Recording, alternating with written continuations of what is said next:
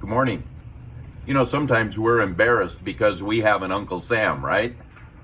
Let's look at Ecclesiastes 5, 8, and 9 this morning. It says, "Don't be surprised if you see a poor person being oppressed by the powerful, and if justice is being miscarried throughout the land. For every official is under orders from higher up, and matters of justice get lost in red tape and bureaucracy. Even the king milks the land for his own profit." Now, maybe you've heard of trickle-down economics.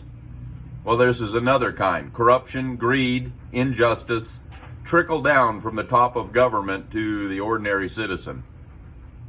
See, the point of these verses seems to be that your work can disappear as a result of taxes and unfair oppression by political rulers. By legal and illegal means, rulers squeeze money out of people. But even if that is true, it is better to have a government than to not have a government. And Romans 13 clearly teaches us the role of government. It says this: "Everyone must submit to governing authorities, for all authority comes from God, and those in positions of authority have been placed there by God. So anyone who rebels against authority is rebelling against what God has instituted, and they will be punished. For the authorities do not strike fear in people who are doing right, but in those who are doing wrong. Would you like to live without fear of the authorities? Do what is right, and they will honor you. The authorities are God's servants, sent for your good. But if you are doing wrong, of course you should be afraid, for they have the power to punish you. They are God's servants, sent for the very purpose of punishing those who do what is wrong.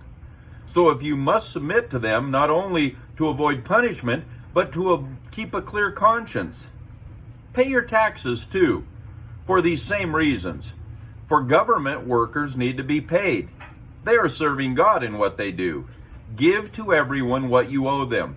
Pay your taxes and government fees to those who collect them, and give respect and honor to those who are in authority."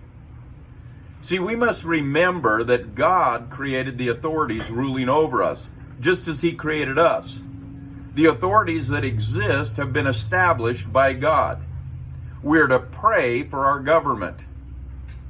And it's true, many times government strays from its purpose. It becomes oppressive. And when that happens, we are still to live in obedience.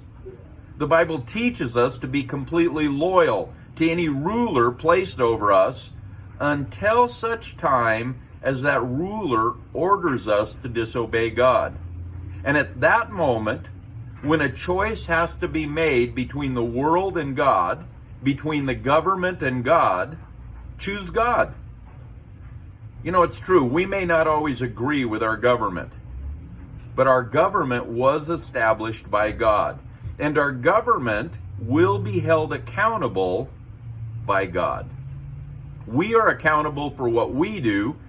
They are accountable as leaders, as the governing authorities. So, as it says in Romans 13:1, submit to the governing authorities, for all authority comes from God, and those in positions of authority have been placed there by God. Have a great day.